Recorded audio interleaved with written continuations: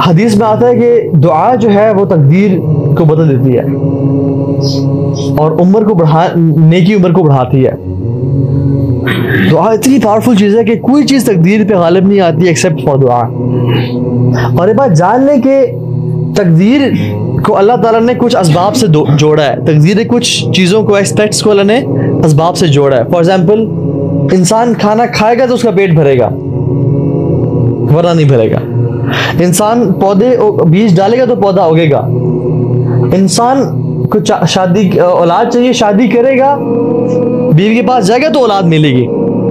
تو اسی طرح سے کچھ چیزیں ہیں جو کہ انسان دعا کرے گا تو اس کو ملے گی.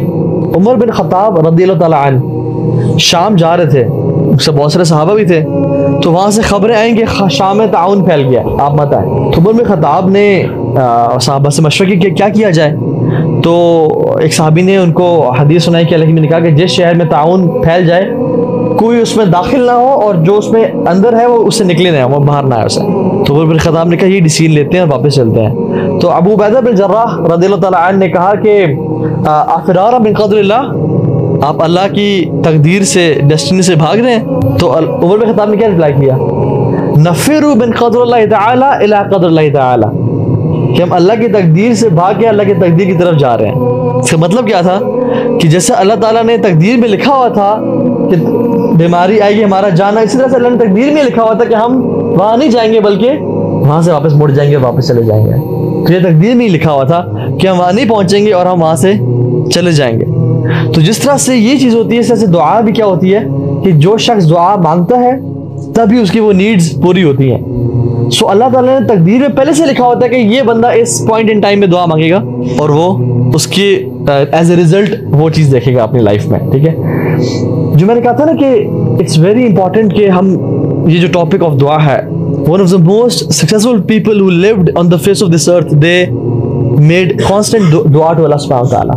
موسیٰ علیہ السلام کی سٹوری دیکھ لیتے ہیں. اچھا, موسیٰ علیہ السلام he is the most celebrated prophet of Quran. سب سے زیادہ تذکرہ جس نبی کا ہے وہ موسیٰ علیہ السلام ہے. اس کی کچھ وجوہات ہیں. موسیٰ علیہ السلام کے جس قوم کی طرف بھیجے گئے ان کی بیسیکلی مینلی 2 آڈینسز تھیں. نمبر 1 آڈینس وہ جو فرعون اور آل فرعون اور وہ سارے لوگ تھے جو کہ ظلم ڈھا رہے تھے, کفار تھے.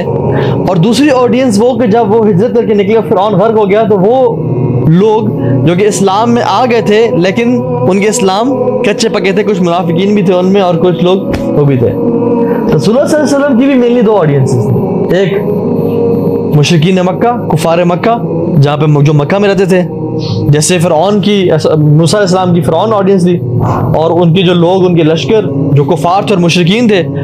مشرک سے بڑا کون ہو سکتا ہے فرعون سے, جو کہتا تھا انا ربکم الاعلی, میں سب سے بڑا رب ہوں, میری بات کرو. تو اللہ کے نبی صلی اللہ علیہ وسلم محمد صلی اللہ علیہ وسلم کی بھی آڈینس پرائمریلی پہلی آڈینس مشرکین مکہ تھی جن کو ایڈریس کرنا تھا.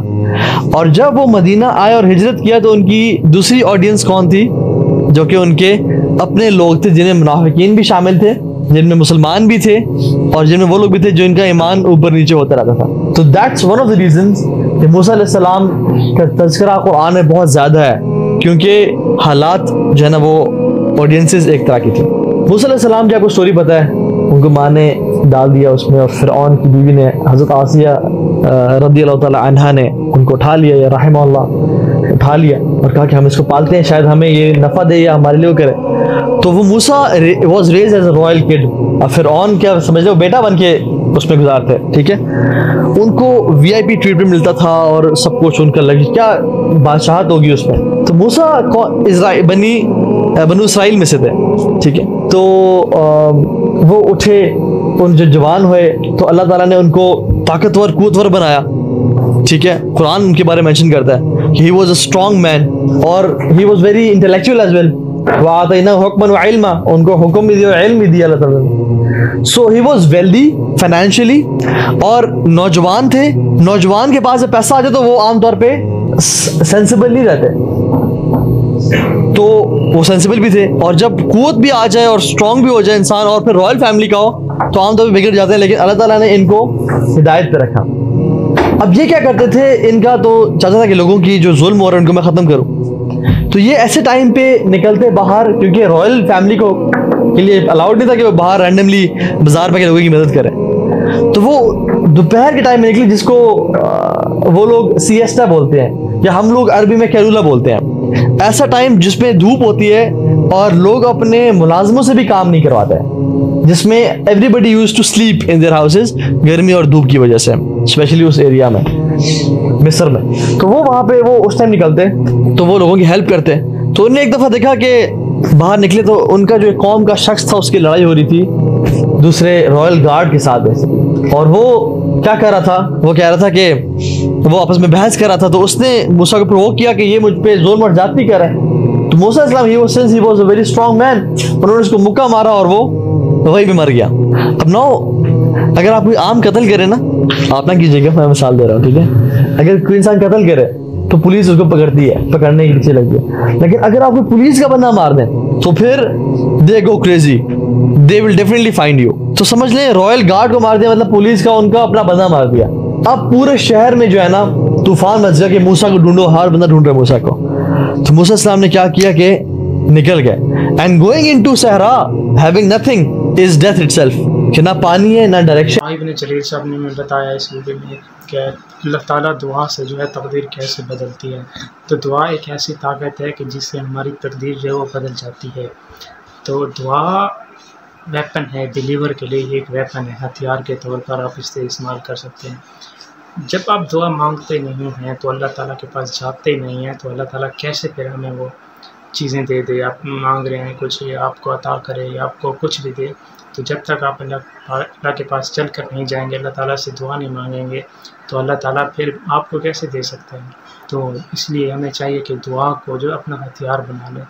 دعا سے اللہ تعالیٰ خوش ہوتا ہے کہ میرا بندہ دیکھو مجھ سے مانگ رہا ہے، اور اس سے عاجزی آتی ہے انسان میں، تکبر نہیں آتا کہ آپ کسی سے کیا مراد، مطلب اللہ تعالیٰ سے مانگ رہے ہیں. آپ کو پتہ چلتا ہے کہ میرا اللہ ہے جس سے میں مانگتا ہوں، جس کا میں محتاج ہوں، جس کا پوری یہ دنیا کے جتنے چرند پرند ہر مخلوق اللہ تعالیٰ کا محتاج ہے. تو وہی کریٹر ہے، تو اس سے بھی ہمیں مانگنی چاہیے، بلکہ ہمیں اللہ تعالیٰ سے ہر وقت دعا مانگنی چاہیے. اپنا ہر مسئلہ اللہ تعالیٰ کے سامنے پیش کریں، دعا کریں. آپ کا کوئی بھی مسئلہ ہو، اللہ تعالیٰ جو ہے اس کو ٹال دے گا، اس کو حل کر دے گا. کوئی بھی پریشانی اور مصیبت ہو اگر آپ پر، تو وہ دعا سے جو ہے ٹل جاتی ہے. تو دعا کو اپنا ہتھیار بنا لیں. آپ دیکھیں گے کہ آپ کی زندگی میں اتنی خوشگوار چیزیں ہو جائیں گی جب آپ دعا کریں گے ایک بلیو کے ساتھ، اللہ تعالیٰ پہ توکل کر کے کہ صرف اللہ ہی ہے جو میری یہ کام کر سکتا ہے، میری یہ دعا پوری ہو سکتی ہے، میرا یہ کام ہو سکتا ہے. تو جب آپ اس عقیدے سے دعا کریں گے کہ آپ دیکھیں گے آپ کی زندگی جو بدل جائے گی. تو طارق جلیل صاحب نے بھی ہمیں یہی بتایا ہے. تو دعا ہے اللہ تعالیٰ ہم سب کو عمل کی توفیق عطا فرمائے، اور یوتھ کلب کے جتنے بھی اسپیکر ہیں اللہ تعالیٰ ان کو بھی اس طرح کام کرنے کی توفیق عطا فرمائے.